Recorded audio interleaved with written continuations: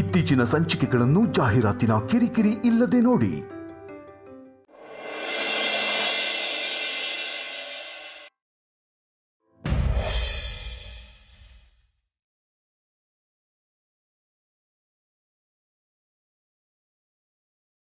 ಹುಷಾರು ಹುಷಾರು, ಆರಾಮ್ಸೆ ಆರಾಮ್ಸೆ.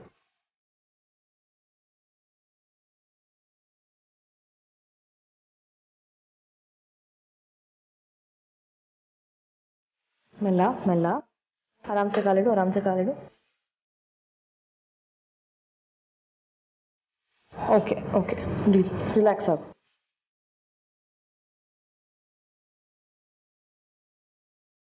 ಕೂರ್ತ್ಯಾ?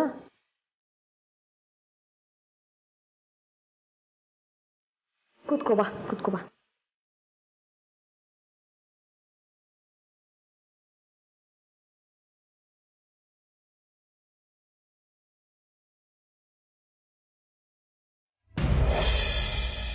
ಲೋ ಧ್ರುವ, ನಿನ್ನ ಈ ಥರ ಏನಾದರೂ ನಿನ್ನ ಹುಡುಗಿ ನೋಡ್ಬಿಟ್ರೆ ಸಖತ್ ಖುಷಿ ಪಡ್ತಾಳೆ.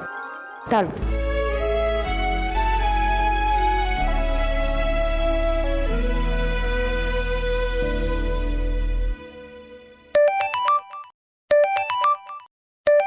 ಅದಕ್ಕೆ ಯಾಕೆ ವಿಡಿಯೋ ಕಾಲ್ ಮಾಡ್ತಿದ್ದಾರೆ?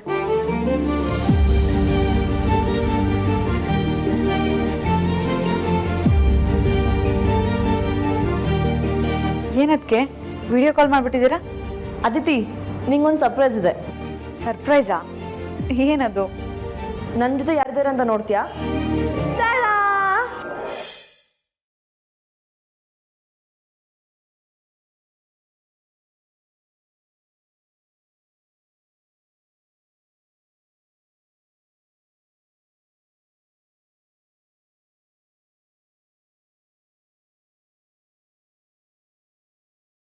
ಧ್ರುವ, ನನಗೆ ನಂಬೋದಕ್ಕೆ ಆಗ್ತಾ ಇಲ್ಲ. ಆಶ್ಚರ್ಯ ಆದರೂ ನಂಬಲೇಬೇಕು. ಧ್ರುವ ದಿನ ದಿನ ತುಂಬ ಚಿತ್ರಿಸ್ಕೊಳ್ತಾ ಇದ್ದಾನೆ. ಒಂದು ನಿಮಿಷ. ಧ್ರುವ, ಅದಿತಿ ನೋಡು.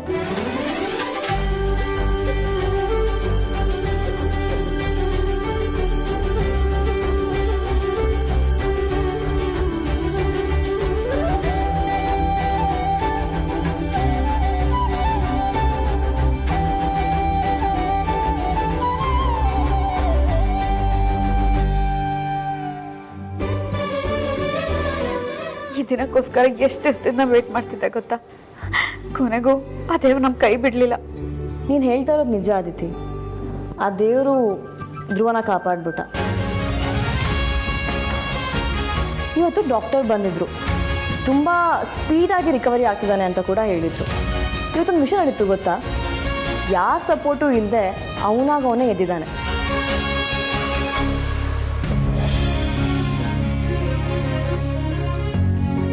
ನೀನು ಜಾಸ್ತಿ ಟೆನ್ಷನ್ ಮಾಡ್ಕೋಬೇಡ. ನೀನು ಅಂದ್ಕೊಂಡಿದ್ದು ಕನಸೆಲ್ಲ ನೆರವೇರುತ್ತೆ.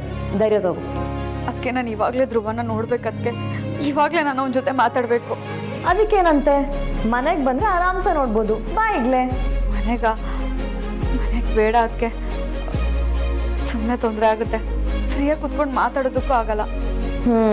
ಅದು ಕರೆಕ್ಟು. ಸರಿ, ನಾನೊಂದು ಕೆಲಸ ಮಾಡ್ತೀನಿ.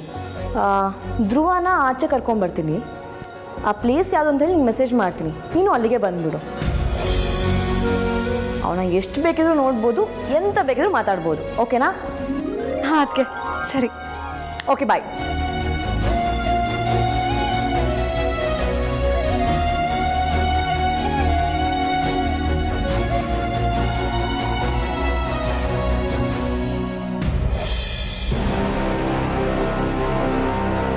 ಧ್ರುವ, ಬಾ, ಹೊರಡೆ ಕರ್ಕೊಂಡು ಹೋಗ್ತೀನಿ. ಹುಷಾರು ಹುಷಾರು.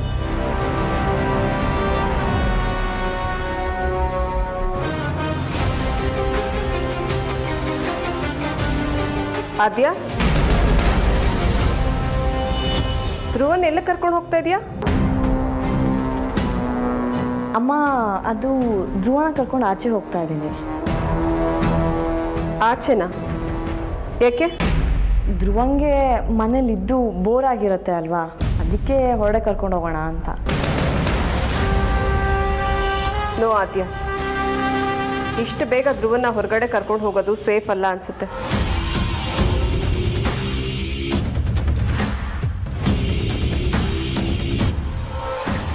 ಅವನು ಈಗ ತಾನೇ ಚೇತರಿಸ್ಕೊಳ್ತಾ ಇದ್ದಾನೆ. ಇಂಥ ಟೈಮಲ್ಲಿ ಮನೆ ಒಳಗಡೆ ಇದ್ರೇ ಒಳ್ಳೇದು. ಇಲ್ಲ ಅಮ್ಮ, ನಾನು ಜೊತೆಗೆ ಇರ್ತೀನಿ. ಬೇಗ ಕರ್ಕೊಂಡೋಗಿ ಬೇಗ ಬಂದ್ಬಿಡ್ತೀನಿ, ಪ್ರಾಮಿಸ್. ಬೇಡ ಅಂತ ಹೇಳಿದ್ನಲ್ಲ ಆದ್ಯ, ಒಂದ್ಸಾರಿ ಹೇಳಿದ್ರೆ ಅರ್ಥ ಮಾಡ್ಕೋಬೇಕು.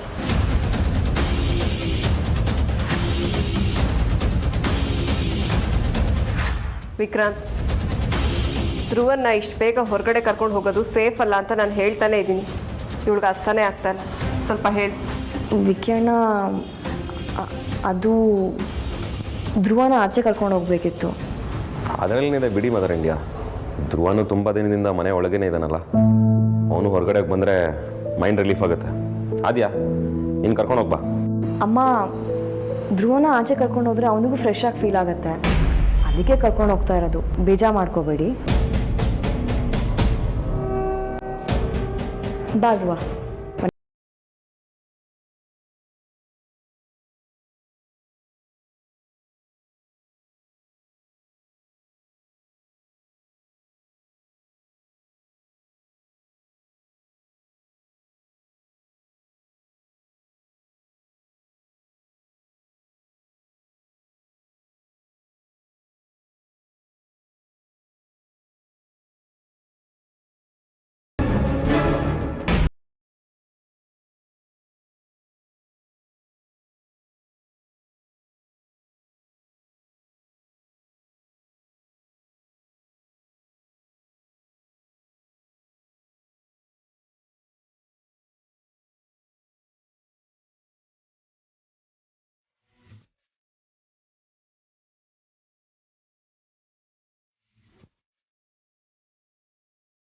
ಯಾಕಮ್ಮ ಹಾಗೆ ನೋಡ್ತೀಯಾ? ನೋಡು, ಈಗಲೂ ಮನೆ ಬಗ್ಗೆನೇ ಯೋಚನೆ ಮಾಡ್ತಾ ಇದ್ದೀಯ.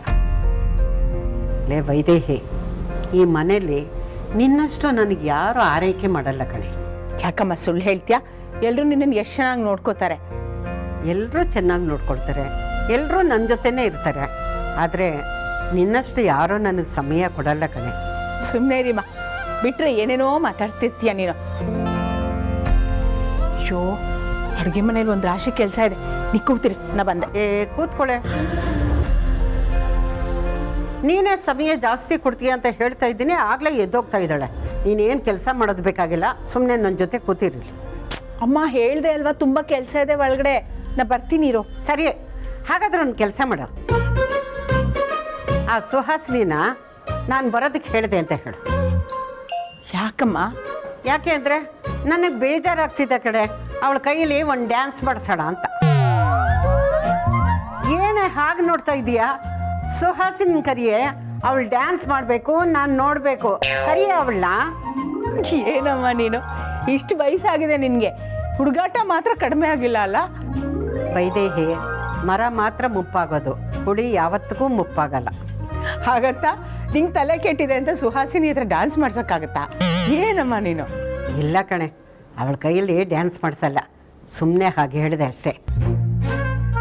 ಅಂದಾಗೆ ವೈದೇಹಿ, ಆರತಿ ಹೇಳಿದ್ಲು ಜೀ ಕನ್ನಡದಲ್ಲಿ ಶ್ರೀರಸ್ತು ಶುಭಮಸ್ತು ಅಂತ ಸೀರಿಯಲ್ ಬರ್ತಾ ಇದೆ ಅಂತ. ಅದನ್ನು ನನ್ನ ಮೊಬೈಲ್ನಲ್ಲಿ ಹಾಕ್ಕೊಟ್ಟಾದ್ರೂ ಹೋಗೆ ನೋಡ್ತಾ ಇರ್ತೀನಿ.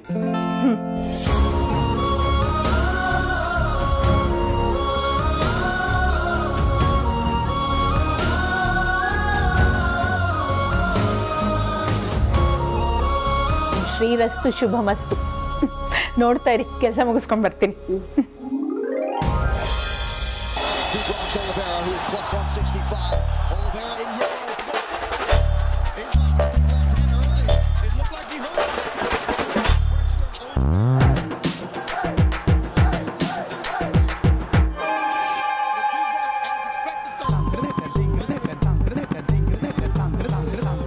ಒಬ್ಬ ಸೀರಿಯಲ್ ಅಂದರೆ ಹೀಗಿರಬೇಕು. ಅದರಲ್ಲೂ ಸುಧಾರಾಣಿದ್ ಕೇಳಬೇಕಾ? ಒಳ್ಳೆ ಆ್ಯಕ್ಟ್ ಮಾಡ್ತಾ ಇದ್ದಾಳೆ, ತುಂಬ ಚೆನ್ನಾಗಿದೆ. ಅಲ್ಲ, ಈ ಸುಹಾಸಿನಿ ನನಗೆ ಮಗಳಾಗಿ ಹುಟ್ಟೋ ಬದಲು ಈ ಸುಧಾರಾಣಿ ಆದರೂ ನನ್ನ ಮಗಳಾಗಿ ಹುಟ್ಟಬಾರ್ದಾಗಿತ್ತಾ? ಅಬ್ಬಬ್ಬಬ್ಬ, ಈ ವೆಂಕಟ್ರಾವ್ ಅಂತೂ ಈ ಸೀನುಗಳು ಎಷ್ಟು ಚೆನ್ನಾಗಿ ಆ್ಯಕ್ಟ್ ಮಾಡ್ತಾರೆ ಗೊತ್ತಾ? ಇವ್ರ ಸೀರಿಯಲ್ ನೋಡೋದೇ ಒಂದು ಖುಷಿ ಅಂದ್ರೆ ಖುಷಿ. ಇನ್ಮೇಲೆ ತಪ್ಪದೇ ಈ ಸೀರಿಯಲ್ನ ನೋಡ್ಬೇಕು.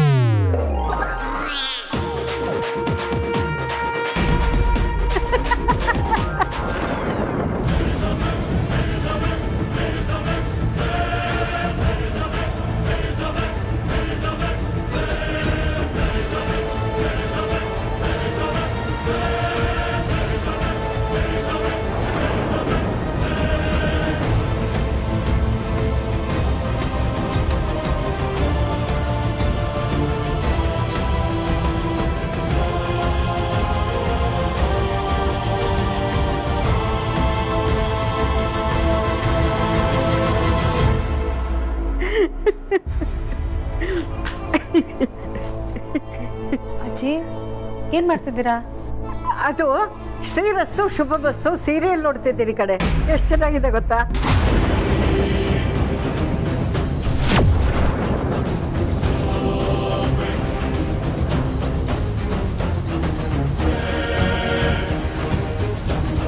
ಅಜ್ಜಿ ಏನು ಹೇಳ್ತಿದ್ದೀರಾ? ಹಾಗಿದ್ರೆ ನಿಮಗೆ ಕಣ್ ಕಾಣಿಸುತ್ತಾ?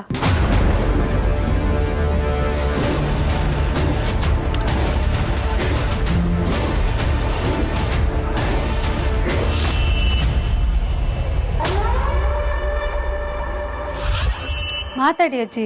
ಅದು ಇಲ್ಲೇ ನನಗೆ ಕಣ್ಣು ಕಾಣಿಸಲ್ಲ ಕಡೆ, ಆದ್ರೆ ಕಿವಿ ಕೇಳಿಸುತ್ತಲ್ವಾ? ಭಗವಂತ ನನ್ನ ಕಣ್ಣನ್ನ ಕಿತ್ಕೊಂಡಿರ್ಬೋದು, ಆದ್ರೆ ಕಿವಿಯನ್ನು ಕಿತ್ಕೊಂಡಿಲ್ವಲ್ಲ. ಅಜ್ಜಿ ಏನು ಹೇಳ್ತಿದ್ದೀರಾ? ನಂಗೆ ಅರ್ಥ ಆಗ್ತಿಲ್ಲ. ನಾನು ಹೆಂಗೆ ಸೀರಿಯಲ್ ನೋಡೋದಕ್ಕಾಗತ್ತೆ? ನೋಡೋದಕ್ಕೆ ನನಗೇನು ಕಣ್ಣು ಕಾಣಿಸುತ್ತೇನೆ, ಅದ್ರಲ್ಲಿ ಬರೋ ಮಾತುಗಳನ್ನೆಲ್ಲ ಕೇಳಿಸ್ಕೊಡ್ತಾ ಇದೆ ಅಷ್ಟೇನೆ. ಏನು ಮಾತುಗಳನ್ನ ಕೇಳಿಸ್ಕೊಳ್ತಿದ್ರಾ? ಹ್ಞೂ ಕಡೆ ಅಮ್ಮ, ನಮ್ಮ ಕಾಲದಲ್ಲೆಲ್ಲ ಟಿ ವಿ ಇರಲಿಲ್ಲ, ಬರೀ ರೇಡಿಯೋ ಇದ್ದಿದ್ದು. ಅದರಲ್ಲಿ ಎಷ್ಟು ಚೆನ್ನಾಗಿ ಕತೆ ಹೇಳೋರು ಗೊತ್ತಾ? ಆ ಕತೆ ಕೇಳ್ತಾ ಇದ್ರೆ ನಾವು ಕಣ್ಣಾರೆ ನೋಡ್ತಿದ್ದೀವೇನೋ ಅನಿಸ್ತಿರೋದು. ನಾನಂತೂ ಒಂದಿನನೂ ಮಿಸ್ ಮಾಡ್ತಾ ಇರಲಿಲ್ಲ, ಪ್ರತಿದಿನ ಡ್ರಾಮಾ ಕೇಳಿಸ್ಕೊಳ್ತಾ ಇದ್ದೆ. ಅದಕ್ಕೆ ಇವತ್ತು ಹಾಗೆ ಕೇಳಿಸ್ಕೊಳ್ತಾ ಇದ್ದೆ. ನೋಡು, ಈ ಬರ್ತಿರೋ ಸೀನ್ ಕೂಡ ಅದೇ ಥರ ಇದೆ.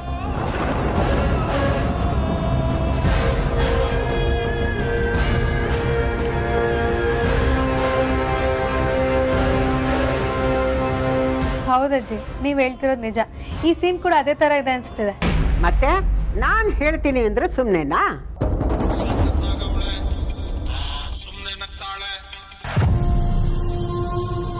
ಹಾ ವೇದಾಂತ್, ಬಂದೆ. ಅಜ್ಜಿ ನಂಗೊಂದು ಸ್ವಲ್ಪ ಕೆಲಸ ಇದೆ, ನಾನು ಆಮೇಲೆ ಸಿಗ್ತೀನಿ. ಹಾಂ ಸರಿ ಅಮ್ಮ.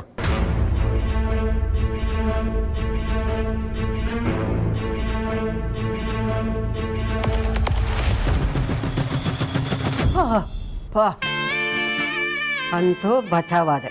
ಆವತ್ತು ನೋಡಿದ್ರೆ ಕಾಂತ, ಇವತ್ತು ನೋಡಿದ್ರೆ ಅಮ್ಮ. ಅಯ್ಯೋಯ್ಯೋ, ಇನ್ನು ಹುಷಾರಾಗಿರ್ಬೇಕು. ಇನ್ಮೇಲೆ ನಾನು ಯಾವುದು ಸೀರಿಯಲ್ ನೋಡಬಾರ್ದು. ಆದರೂ ಸೀರಿಯಲ್ ನೋಡ್ಬೇಡ.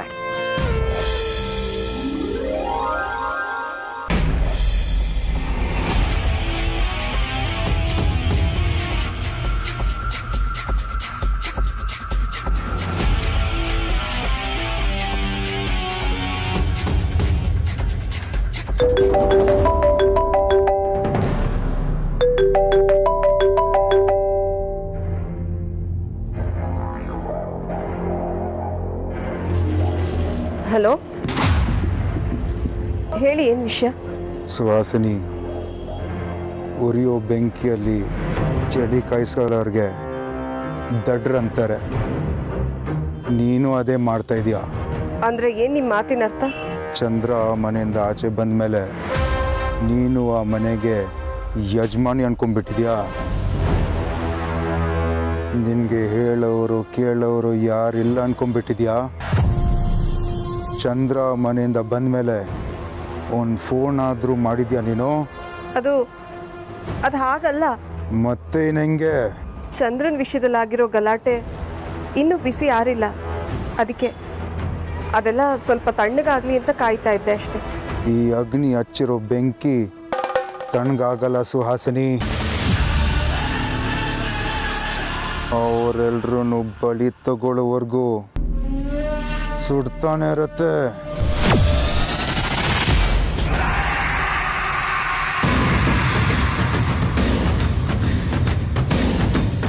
ದಗ ಅಂತ ಉರಿಯುತ್ತೆ ಸುಹಾಸಿನಿ. ಧ್ರುವನ್ ಮುಗಿಸ್ಬೇಕಂತ ಡೈರೆಕ್ಟ್ ಆಗಿ ಮನೆಗೆ ಬಂದೆ. ಅವನ ಅದೃಷ್ಟ ಚೆನ್ನಾಗಿತ್ತು, ಅದಕ್ಕೆ ಬದುಕೊಂಬಿಟ್ಟ. ಈ ಸಲ ವೇದಾಂತನ ಓಡಿಲೇಬೇಕು. ಅವನ ಕತೆ ಮುಗಿಸ್ತೀನಿ ಸುಹಾಸಿನಿ.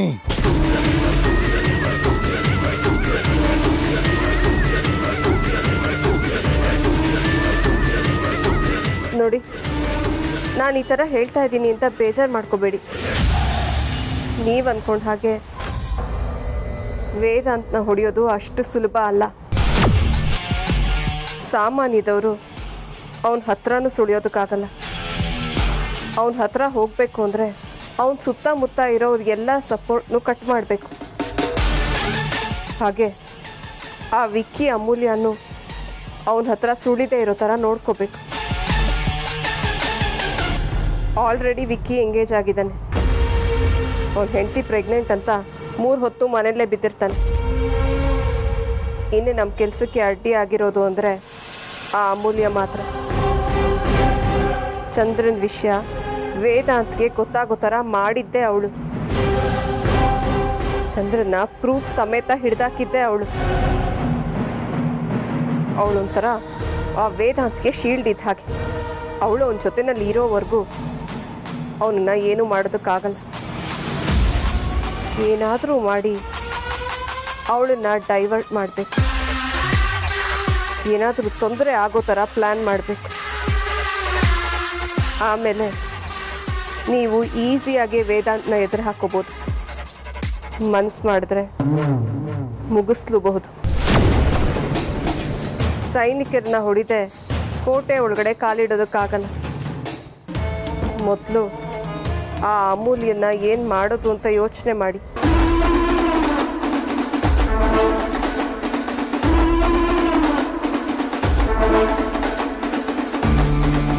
ಅವಳು ತವ್ರ ಮನೆಗೆ ಏನಾದರೂ ಪೆಟ್ಟು ಬೀಳೋ ಥರ ಪ್ಲ್ಯಾನ್ ಮಾಡಿ. ಅವರಪ್ಪ ಮಂಜುನಾಥ್ನ, ಅವರಮ್ಮ ಪರಿಮಳನ ನಮ್ಮ ಪ್ಲ್ಯಾನ್ಗೆ ಯೂಸ್ ಮಾಡಿಕೊಡಿ.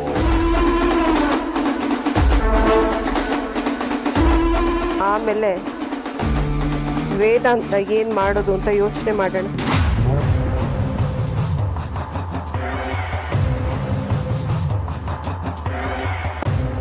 ಪರವಾಗಿಲ್ಲ ಸುಹಾಸಿನಿ, ನಿನ್ನ ತಲೆಯಲ್ಲೂ ಬುದ್ಧಿ ಇದೆ.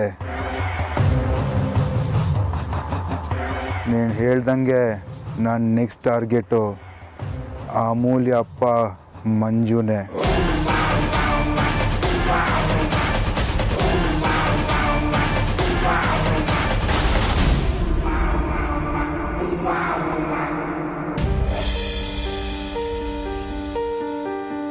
ನೀನೆ ಸರಿ, ನೀನೆ ಗುರಿ, ನೀನೆ ನನ್ನ ದಾರಿ. ನೀನೆ ನಗು, ನೀನೆ ಅಳು, ನೀನೆ ನನ್ನ ಬೇರಿ.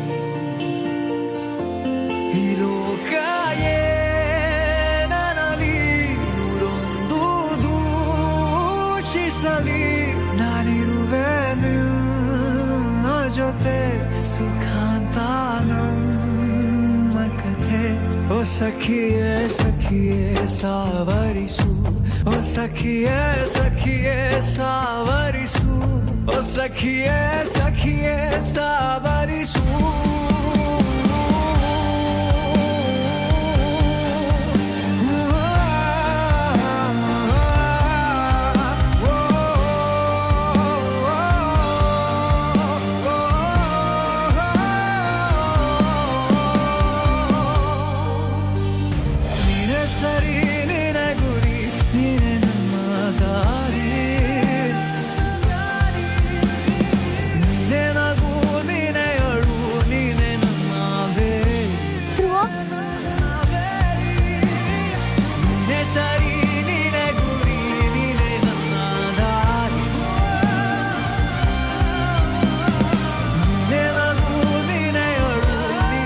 ನೀನು ನಿಜವಾಗ್ಲೂ ನಡೀತಾ ಇದೆಯಾ?